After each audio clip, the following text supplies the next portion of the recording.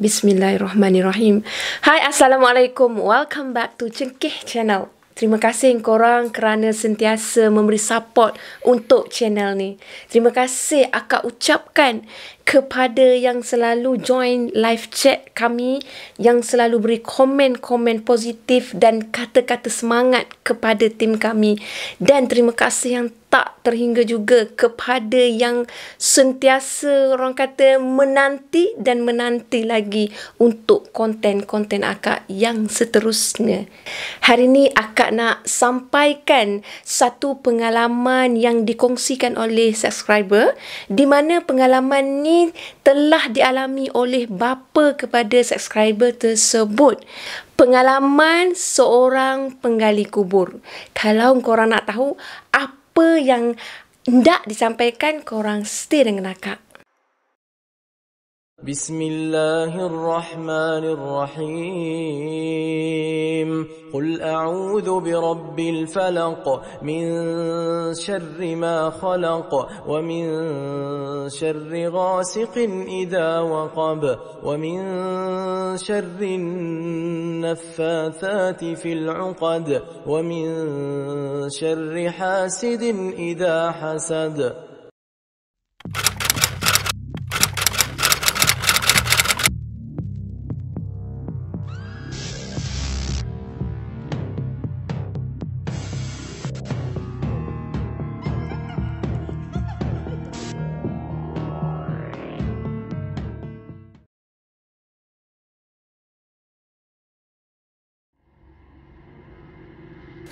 Kali ini akak akan kongsikan dua kisah dari pengalaman seorang penggali kubur yang dikenali sebagai Pak Abu, bukan nama sebenar.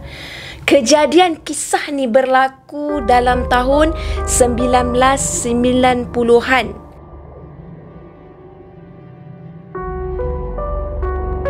Pada suatu pagi, selepas menunaikan solat subuh berjemaah di sebuah surau yang terletak dalam sebuah kampung, Pak Abu dan jemaah-jemaah surau tersebut telah menerima satu berita kematian salah seorang penduduk kampung tersebut. Jadi, Pak Abu bersama jemaah dan berserta dengan Tok Imam turun menuju ke rumah arwah untuk melawat arwah dan ahli keluarga dia. Macam itulah rutin kita kalau berada di satu-satu penempatan ataupun satu kampung. Jadi Pak Abu ni tugas dia menggali kubur. Jadi dia kena juga pergi bersama dengan Tok Imam tu ke rumah arwah. Masa sampai kat rumah arwah, mereka macam biasa bertemu dengan ahli keluarga dan mereka berbincang macam mana cara ataupun macam mana untuk menguruskan segala urusan daripada urusan jenazah tu dimandikan, dikafankan sehingga dikebumikan. Jadi masa tu juga Pak Abu ni dia menjalankan tugas dia, dia ambil ukuran kepada jenazah. Tujuan ukuran diambil bagi memudahkan proses untuk menggali kubur. Kerana ukuran untuk setiap jenazah adalah berbeza. Jadi selepas selesai Pak Abu tu mengambil ukuran jenazah, Pak Abu pun meminta diri untuk pulang ke rumah, mengambil segala peralatan yang diperlukan untuk proses menggali kubur. Jadi bila sampai kat rumah, jadi Pak Abu macam biasalah ambil cangkul, penyodok dan yang seangkatan dengannya lah untuk digunakan semasa menggali kubur, bawa pergi ke tapak perkuburan. Masa sampai dekat tapak perkuburan, masa tu dah ada seorang waris daripada keluarga arwah ni. Sebab waris tu dia nak tunjukkan dekat mana arwah ni nak ditempatkan. Maksudnya arwah ni nak disemadikan lah, macam itulah kan. Jadi kawasan perkuburan tu sangat luas. Untuk pengetahuan korang, ada setengah tempat di mana tapak perkuburan ni kita tak boleh pilih dekat mana untuk kita kebumikan ahli keluarga kita tau. Sebab kawasan dia sempit. Tapi untuk kawasan arwah ni masih luas dan masih diberi pilihan untuk ditempatkan di kawasan yang berdekatan dengan ahli keluarga. Macam itulah. Jadi bila dah dapat kata putus daripada waris arwah ni, maka bermulalah proses untuk menggali kubur. Akak terlupa untuk maklumkan, arwah yang akak maksudkan ni dikenali sebagai Ustazah Zaleha. Maknanya kalau kita dengar Ustazah Zaleha, kita boleh bayangkan karakter orangnya macam mana. Untuk pengetahuan korang, ustazah ni merupakan seorang ustazah yang mengajar anak-anak muda di kampung tu. Orang dewasa pun tak kisahlah, boleh join mengaji Al-Quran. Jadi memang rutin arwah ni sepanjang hayat dia ni mengaji Al-Quran. Itulah sumber pendapatan arwah selepas arwah suaminya meninggal dunia. Jadi dialah menggalang ganti untuk mencari rezeki menyara anak-anak arwah ni lah. Jadi bila Pak Abu dah ambil kan lokasi dia kan kat mana untuk digali, Pak Abu pun ingin memulakan proses penggalian kubur tersebut.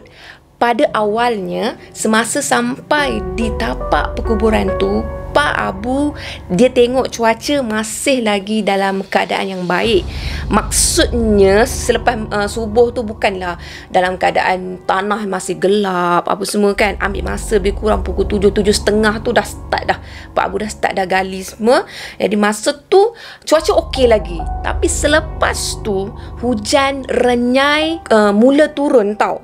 Turun renyai-renyai, okey lagi, Pak Abu boleh lagi teruskan menggali sehinggalah hujan mulai turun lebat. Bila hujan dah turun lebat, Pak Abu dia terlupa untuk bawa pam air. Apa fungsi pam air? Fungsi pam air ni adalah untuk mengeluarkan air yang bertakung dalam lubang kubur tu tau. Jadi ia memudahkan proses untuk menggali lubang kubur tu. Maklumlah, tanah dekat situ tanah berselut.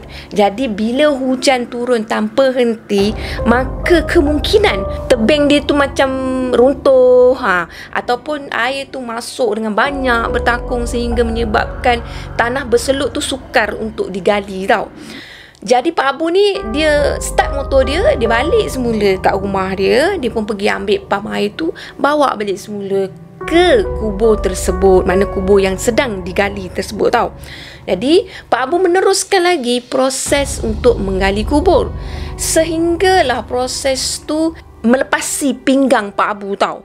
Jadi masa tu Pak Abu ada berbau something yang sebenarnya Pak Abu nak maklumkan, bau tu Pak Abu dah terhidu semasa dia pergi ke rumah arwah tau. Masa yang dia ramai-ramai pergi rumah arwah tu, bau tu Pak Abu dah rasa macam ini bau macam sebelum dia bertolak ke tapak kubur tu kan. Jadi bau ni macam daripada rumah arwah tau. Jadi Pak Abu ni dia berhenti menggali lubang tu. Lepas tu dia letakkan cangkul dia dekat tepi. Lepas tu Pak Abu tercari-cari dari mana datangnya bau yang sangat wangi tu. Pak Abu nak tahu juga. Bau tu memang sangat wangi tu clear tau. Dia terhidu di dalam kawasan tu juga tau. Jadi Pak Abu tercari-cari, sampailah Pak Abu terjumpa satu lubang kecil. Lubang tu lebih kurang 2 jari dewasa tau. Lubang tu Pak Abu cuba hidu. Korang nak tahu tak? Bau tu memang datang daripada lubang tersebut.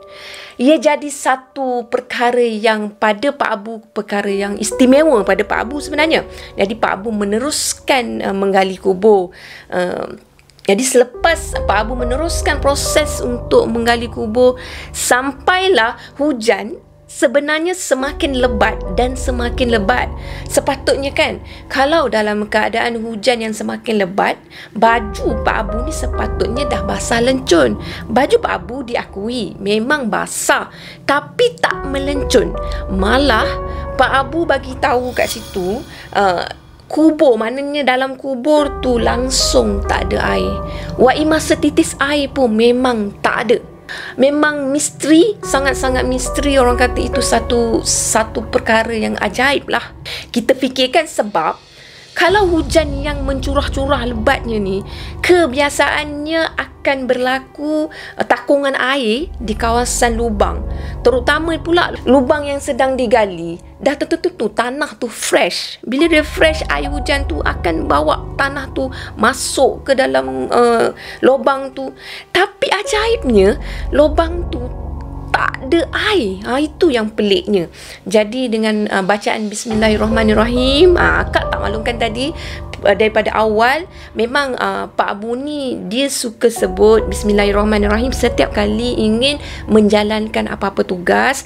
Dan bila dia cari bahagian mana lubang tu wangi, dia stopkan menggali kubur kan. Bila dia nak start balik, Pak Abu akan baca balik semula Bismillahirrahmanirrahim. Lepas tu bila Pak Abu tengokkan pada lubang kubur tu yang tak ada kesan air tu, Pak Abu nak mulakan balik untuk menggali pun, Pak Abu stay baca Bismillahirrahmanirrahim. Itulah istimewanya Bismillahirrahmanirrahim untuk setiap tugas. Kalau boleh kita amalkanlah. Jadi akak teruskan. Jadi Pak Abu merasakan dalam fikiran dia, mungkin inilah barakahnya bila seseorang itu menghafaz Al-Quran tau. Sebab Ustazah Zaleha ni, dia menghafaz Al-Quran, malah dia menyampaikan ilmu dia tu, membantu kepada sekeliling tau untuk mengajar Al-Quran. Itulah barakah yang dimiliki oleh arwah. Sebab korang bayangkanlah, dalam keadaan hujan, selalunya tugas Pak Abu ni akan tergendala. Tapi untuk menyediakan sebuah kubur untuk seorang ustazah, pada Pak Abu, ia seolah-olah seperti sedang melakukan sesuatu dalam keadaan gembira, dalam keadaan yang enjoy, yang seronok, tak ada rasa letih, tak ada rasa penat, tak ada rasa halangan apa-apa pun. Waimah tanah berselut pun tak ada rasa. Jadi Pak Abu merasa insaf untuk diri Pak Abu sendiri tau. Sebab apa pun yang kita kerjakan di sepanjang hidup kita, itulah yang akan kita lalui semasa mati kita tau. Bila ada barakahnya, keadaan sekeliling akan jadi sangat mudah. Terutamanya untuk Pak Abu, untuk proses menyediakan kubur tu memang sangat mudah. Bila Pak Abu dah sampai tahap nak mengakhiri proses menggali kubur tu, Pak Abu merasakan selesa untuk berteduh dekat kubur tu tau. Sebab apa tau? Sebab masa dia gali kubur tu seolah-olah macam ada satu kemah yang meneduhi Pak Abu masa tu. Jadi Pak Abu buat keputusan untuk dia nak rest sekejap. Lepas tu dia akan clearkan, maksudnya habiskan tugas menggali kubur tu. Lepas tu barulah Pak Abu akan pergi ke masjid yang berdekatan. Sebab kawasan perkuburan tu terletak berdekatan dengan masjid. Jadi Pak Abu pun rasa macam kalau Pak Abu keluar daripada kubur tu dalam masa tu, maknanya dah selesai semua urusan tu, Pak Abu akan merasa kesejukan. Walhal masa Pak Abu menjalankan tugas untuk menggali kubur tu, Pak Abu tak rasa pun rasa sejuk tau masa tu tau. Pak Abu buat keputusan untuk stay kat situ sambil-sambil Pak Abu melihat kebesaran Allah Subhanahu Wa Taala tentang apa yang Pak Abu lalui. Terfikir-fikir pada Pak Abu dan terbayang-bayang di fikiran Pak Abu, inilah dia kebenaran yang selalu Pak Abu dengar tentang kisah-kisah penggali kubur, tapi kali ni Pak Abu sendiri yang lalui. Bila Pak Abu dah relax kat situ, Pak Abu ada terdengar bunyi azan Zuhur. Jadi Pak Abu pun melompat keluar daripada kubur tu, ambil barang-barang dia, kumpul barang-barang dia, letak setempat. Lepas tu Pak Abu pun menuju ke masjid untuk menunaikan solat Zuhur. Bila dah selesai solat Zuhur berjemaah, jadi senelok lepas tu jenazah telah dibawa oleh orang ramai, bawa masuk ke dalam masjid untuk disembahyangkan. Masa tu satu lagi perkara yang ajaib berlaku. Bila jemaah-jemaah ataupun orang-orang kampung yang datang untuk sembahyangkan jenazah ni melebihi daripada keluasan masjid tau. Orang tu ramai sangat, tak dijangka-jangka, tak diduga, memang ramai. Lagi pada fikiran Pak Abu ni memang barakah betul dengan ustazah ni. Lepas tu bila selesai proses sembahyangkan jenazah, maka jenazah tu diusung daripada masjid untuk dihantar ke lubang kubur yang disediakan oleh Pak Abu ni. Bila sampai dekat lubang kubur, semuanya berjalan dengan sangat mudah, dengan sangat lancar, tanpa sebarang masalah. Kau bayangkan masa sampai dekat lubang kubur tu, hujan dah mulai renyai. Tapi alangkah terkejutnya kepada orang-orang kampung yang melihat kubur tu, pada imam yang melihat sendiri lubang kubur tu. Mereka tengok tau, dalam lubang kubur tu bersih, lepas tu kemas je, kering, tak ada sebarang air. Jadi itulah yang mereka rasa terkejut dan tergempar, malah disampaikan dari mulut ke mulut pada ketika tu tau, keajaiban yang berlaku pada waktu tersebut. Jadi selesailah segala urusan untuk arwah Ustazah Zaleha. Alhamdulillah. Itulah kisah yang pertama akak kongsikan.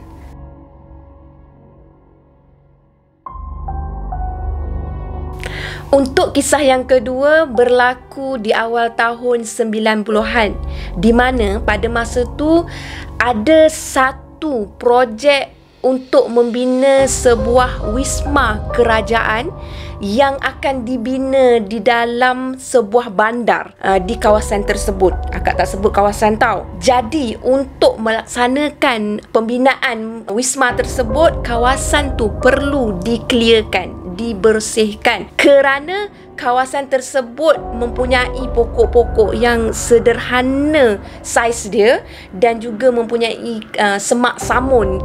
Jadi 4 biji jentolak telah dibawa ke kawasan tersebut untuk proses pembersihan. Masa jentolak tu masuk untuk menjalankan tugas mereka, salah satu daripada jentolak tersebut terkejut apabila mereka menemui beberapa biji kubur yang terletak di kawasan tu. Jadi projek mereka tu terhenti dekat situ, terhenti sekejap lah, sebab kontraktor yang bertanggungjawab ingin memaklumkan perkara ni kepada pihak yang berkaitan lah.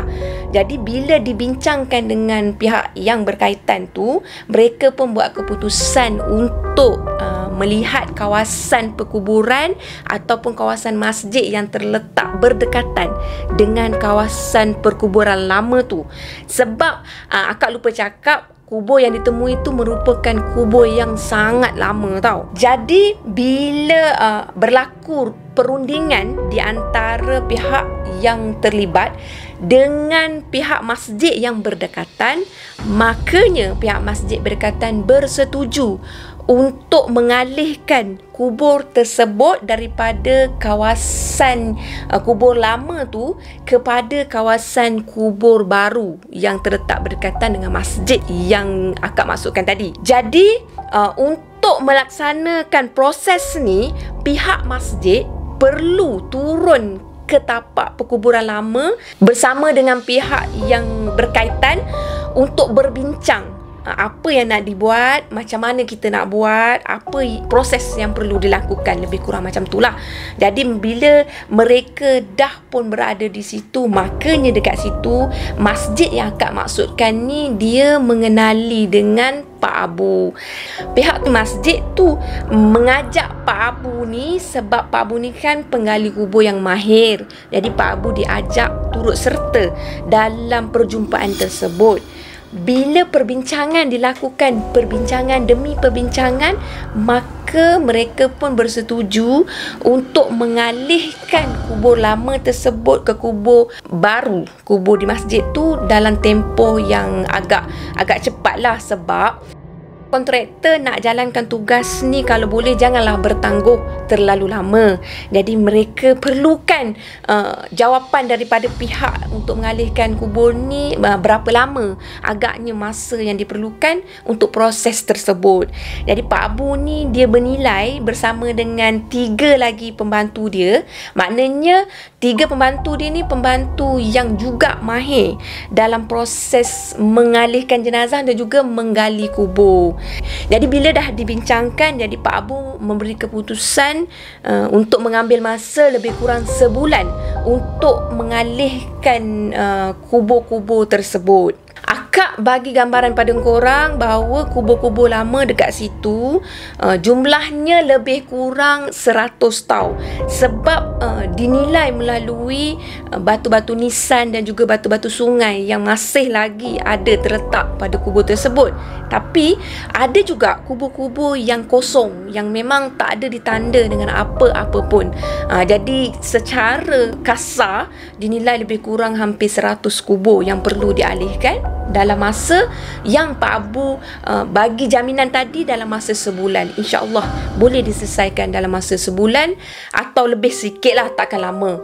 Jadi Pak Abu dengan 3 rakan-rakan ini membuat persiapan lah untuk mengalihkan kubur-kubur lama tersebut tau. Jadi Pak Abu pun dia menjalankan tugas dia, menyediakan peralatan dan juga bersiap sedialah untuk mengalihkan kubur-kubur lama tersebut bersama dengan 3 orang pembantu dia. Untuk pengetahuan korang, untuk proses mengalihkan kubur-kubur lama ni memerlukan kerjasama daripada pihak kontraktor, sebab mereka perlukan jentolak juga untuk memudahkan urusan mereka. Oleh kerana kubur baru ni tak dapat dimasuki jentolak disebabkan keadaan kubur dekat situ tak teratur, malah batu nisan juga terletak agak rapat. Jadi memang jentolak memang tak boleh masuk lah kawasan tu. Jadi atas perbincangan Pak Abu dan 3 orang pembantu serta orang-orang masjid situ, makna termasuk imam masjid situ, mereka bersetuju untuk menggali 3 biji kubur. 3 biji kubur ni yang berkeluasan, setiap satu kubur ni 10 meter. Maksudnya akak fahamkan kat sini tau, mereka akan buat penggalian di kubur lama. Masa tu mereka akan ambil serpihan keranda dan juga serpihan tulang-tulang apa yang berkaitan dengan kematian tu, maknanya jenazah tu. Jadi mereka akan kumpulkan untuk ditempatkan di kubur, salah satu kubur yang akak cakap 3 biji kubur tadi tu. Makna mereka akan penuhi mengikut saiz kubur tu 10 meter. Mereka akan susun pada serpihan-serpihan yang akak bagi tahu tadi. Kemudian bila serpihan tu dah memenuhi pada satu ruang untuk kubur yang pertama, mereka akan memulakan proses untuk menimbus kubur tersebut. Tapi tak semudah tu korang, sebab untuk mengalihkan kubur lama ni perlu melalui proses yang cukup teliti. Diambil perlahan-lahan, kita hormat pada jenazah, dikumpulkan perlahan-lahan, disantuni perlahan-lahan. Lepas tu bila dah dibawa ke masjid, perlu disusun elok, dimandikan semula, perlu dikafankan semula, dilakukan seperti mana jenazah yang meninggal dunia disempurnakan. Macam tu. Jadi bila dah selesai proses semua sampai mandi, kafan semua, maknanya serpihan-serpihan tu akan dibawa ke kubur yang pertama untuk disusun macam yang Kak cakap tadi, susun semua tu. Bila dah penuh untuk kubur yang pertama, maka yang akak cakap tadi ditimbus, dan kemudian lepas ditimbus dibacakan talqin macam biasa dan didoakan kepada kubur tu macam biasa. Proses macam biasa sama juga. Lepas tu selesai untuk fasa yang pertama, kemudian akan beralih kepada kubur yang kedua dalam proses yang sama. Maksudnya Pak Abu ni bersama dengan pembantu dia akan pergi kepada tapak penguburan lama semula untuk ambil serpihan-serpihan yang macam akak cakap tadi. Tapi untuk proses ambil serpihan-serpihan tu mereka tak gali manual tau. Maksudnya mereka gali dengan cangkul apa semua, tak. Sebab proses ni memang akak cakap tadi memerlukan bantuan daripada jentolak. Sebab jentolak tu akan kaut, jentolak tu akan angkatlah tanah tu. Sebab untuk lakukan secara individu tu memang akan mengambil masa yang sangat lama tau. Jadi masa untuk alihkan serpihan keranda, serpihan tulang semua dah diselesaikan. Masa nak bawa ke masjid sebelum dimasukkan ke kubur yang kedua ni, masa itulah berlaku perkara yang sangat menggemparkan, sehingga perkara tu diceritakan dari mulut ke mulut tau. Apa yang berlaku masa tu?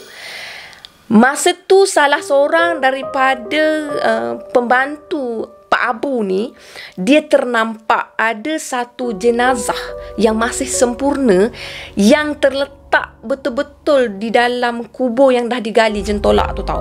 Jadi masa pembantu tu nampak dia menjerit, henti berhenti jentolak tu. Jadi pemandu jentolak tu terkejut, kenapa pula tiba-tiba nak berhenti? Lepas tu dalam nada yang tolong berhenti, ada mayat. Dia cakap macam tu, ada mayat. Jadi semua tergamam, terdiam. Jentolak tu pun memang berhenti kat situ. Lepas tu masing-masing ingin turun tau, tengok betul ke ada mayat. Sebab kubur tu merupakan kubur yang memang dah lama sangat. Agak mustahil untuk masih ada mayat dekat situ tau. Jadi bila Pak Abu tu dengar kata jeritan daripada pembantu dia tu, sebab untuk proses jentolak tu bukan main jentolak tu je masuk terus gali terus korek semua. Proses tu diperhatikan oleh Pak Abu dan pembantu-pembantu dia tau, untuk memastikan semuanya dalam keadaan teratur dan selamat. Jadi bila Pak Abu terjun ke dalam lubang yang digali tu, Pak Abu terkejut sebab Pak Abu ada nampak ada sekujur tubuh yang masih berbalut dengan kain kapan, dan kain kapan tersebut masih dalam keadaan utuh, dalam keadaan sempurna. Malah jenazah tu juga masih dalam keadaan yang sangat sempurna. Tak ada orang kata reput. Kan kalau kita kata bila berlaku macam dikebumikan semua proses pereputan macam tu kan. Tapi jenazah tu dia masih lagi sempurna, seolah-olah macam baru dikebumikan macam tu. Jadi Pak Abu ni menyebut Allahu Akbar, Allahu Akbar, Allah Maha Besar, Allah Maha Besar. Jadi melihat kepada jenazah tu, Pak Abu bersama dengan seorang pembantu mengambil jenazah tu dengan sangat tertib tau. Ambil, angkat dengan sangat tertib. Lepas tu bawa, hulurkan kepada dua lagi sahabat dia tu, maksudnya pembantu dia, untuk sambut jenazah tu, bawa naik ke atas untuk dibawa ke sebuah van yang memang van tu disediakan kat situ untuk angkutlah serpihan-serpihan semua tu kan. Jadi masa dibawa dekat situ, Pak Abu jelaskan bahawa jenazah tu masih lembut, senang diangkat dan sangat-sangat mudah, ringan tau. Jadi Pak Abu pun cuba untuk membuka kepada wajah jenazah tu untuk lihat sama ada jenazah tu masih betul-betul menunjukkan rupa yang sempurna atau tak. Itu je, nak tahu lelaki ke perempuan, sebab benda tu perlu diketahui tau. Jadi Pak Abu selak bahagian muka. Pak Abu nampak memang jenazah tu jenazah lelaki, usia lingkungan 40-an. Pada wajah tu memang masih lagi sempurna, dan pada wajah tu ada kesan-kesan luka, kesan cala-cala luka, seolah-olah dicederakan tau. Dan masa tu Pak Abu masih nampak ada kesan darah pada bahagian luka tu tau. Jadi Pak Abu kata tak apalah, kita sempurnakan jenazah ni seperti yang lain. Kita bawa ke masjid, lepas tu kita mandikan, kita kafankan, lepas tu kita uruskan seperti biasa, sehinggalah ke tapak pengkebumian, maksudnya tapak kubur yang baru kita kebumikan macam biasa. Dan masa tu juga Pak Abu ni dia ingin tahu juga kok mana pun siapa pemilik tubuh jenazah ni, apa kebaikan yang jenazah ni dah buat sehingga jenazah ni langsung tak terusik tau. Bukanlah langsung tak terusik, maksudnya jenazah ni masih lagi ada kesan tumpukan darah, cuma jenazah ni tak macam jenazah-jenazah lain, maksud tak macam yang lain-lain tau. Jadi semasa proses untuk memandikan jenazah, Pak Abu dimaklumkan selepas tu jenazah tu memang ada kesan luka pada bahagian badan, dan selepas dikafankan pun dimaklumkan juga jenazah tu masih lagi mengeluarkan darah yang masih segar, darah yang tak ada bau busuk, tak ada rasa kurang menyenangkan. Dia masih seolah-olah macam darah yang masih lagi segar tau. Jadi selepas mengalami kejadian tu, Pak Abu merasa hairan tau. Sebab itu satu-satunya pengalaman yang agak kelainan yang dilalui oleh Pak Abu berserta dengan 3 pembantu dia dan juga untuk pekerja kontraktor yang terlibat kat situ tau. Jadi Pak Abu ni selepas selesai semua proses mengalihkan kubur-kubur lama ni kepada kawasan kubur-kubur baru ni, alhamdulillah semuanya dipermudahkan. Sebab macam biasalah, Pak Abu akan mulakan dengan Bismillahirrahmanirrahim. Jadi bila dah selesai semua sekali, Pak Abu rasa bersyukur alhamdulillah sebab diberikan pengalaman yang istimewa macam tu. Tapi keinginan Pak Abu untuk mengetahui lebih lanjut tentang kubur tu terlalu tinggi, Pak Abu pun pergi menemui seorang imam lama yang tinggal dekat kawasan berdekatan tau. Pak Abu jumpa dengan imam lama tu. Lepas tu imam lama tu maklumkan kepada Pak Abu bahawa kawasan tu dulu pernah dikebumikan pahlawan-pahlawan Melayu yang masa tu menentang tentera-tentera Siam. Maksudnya pahlawan-pahlawan Melayu tu dia mempertahankan agama dia, dia mempertahankan negeri dia dekat situ dengan penuh jiwa dan raga. Dan masa tu juga orang kata diceritakan dari mulut ke mulut. Ini dinyatakan oleh imam tua tu, kesahihannya tiada, tapi disampaikan dari mulut ke mulut bahawa ada seorang lelaki yang bukan penduduk tempatan tau, tapi dibawa daripada satu tempat lah, Kak tak tahu. Jadi dibawa oleh sahabat-sahabat dia, kemudian dikebumikan secara rahsia di situ. Sebab jasad tersebut kok mana pun tentera Siam dia nak juga jasad tu. Jadi dia nak juga miliki jasad tu. Jadi untuk mengaburi mata tentera Siam tu, jasad tu telah pun dikebumikan di dalam sebuah hutan yang terletak di kawasan tu lah. Jadi tentera Siam tu memang tak jumpa dengan jenazah tu. Apa yang istimewa dengan jenazah tersebut? Jenazah tersebut, Pak Imam tua ni kata atuk-atuk dia, maknanya atuk pada dia ni ceritakan merupakan seorang pesilat yang mengamalkan ilmu agama yang sangat tinggi. Maksudnya dia bukan sahaja seorang pesilat yang memang menentang tentera Siam, malah dia juga merupakan seorang yang mempunyai ilmu agama yang sangat tinggi. Dia juga mempunyai ramai pengikut sebab dia dihormati tau, dihormati oleh penduduk masa tu lah, masa zaman menentang tentera Siam. Macam tu. Jadi dia boleh dikatakan orang yang sangat dikenali dan orang yang sangat diinginkan oleh tentera Siam. Jadi itu yang disampaikan oleh atuk kepada imam tua ni. Jadi imam tua ni kata mungkin itulah orangnya, sebab daripada ciri-ciri yang diceritakan oleh Pak Abu ni memang bersesuaian dengan arwah ni memang mati syahid. Mati syahid pula memang arwah ni mempertahankan agama. Masa tu memang mempertahankan pada bangsa dan tanah air. Jadi Pak Abu mula merasakan yang dia telah menerima jawapan daripada persoalan tersebut. Kenapa masih ada darah yang mengalir pada tubuh jasad yang ditemui, kenapa jasad tu masih lagi utuh. Jadi akak ambil kesempatan ni untuk tutup cerita-cerita ni, untuk kita sedekahkan Al-Fatihah kepada pahlawan-pahlawan negara kita yang dah berkorban nyawa untuk mempertahankan agama bangsa dan tanah air kita. Sama-sama kita sedekahkan Al-Fatihah. Sekian sahaja kisah yang dikongsikan oleh Pak Abu. Walaupun cerita ini tidak menyeramkan, tapi banyak pengajaran yang kita boleh ambil dari cerita ini.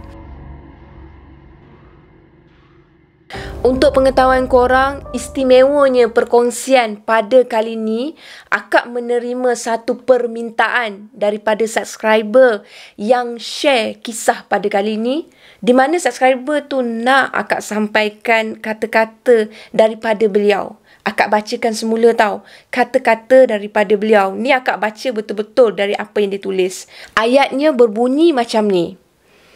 Setiap hari yang dilalui oleh seseorang adalah hari-hari kenangan di dalam hidupnya.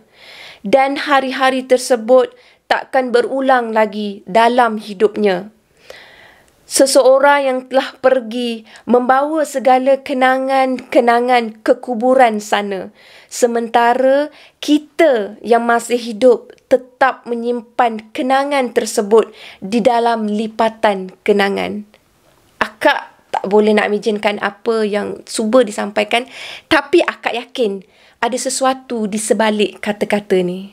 Di kesempatan ini bersamalah kita untuk sedekahkan Al-Fatihah kepada bapa subscriber ni dan kepada mereka-mereka yang telah kembali ke rahmatullah. Oleh itu, apa yang baik korang ambil jadikan sebagai tauladan dan apa yang buruk korang jadikan sebagai sempadan. Yang baik itu datangnya daripada Allah Subhanahu Wa Taala dan yang buruk itu datang dari kekilafan akak. Akak minta maaf. Baik korang, terima kasih. Assalamualaikum. Terima kasih. Jangan lupa subscribe. Bye.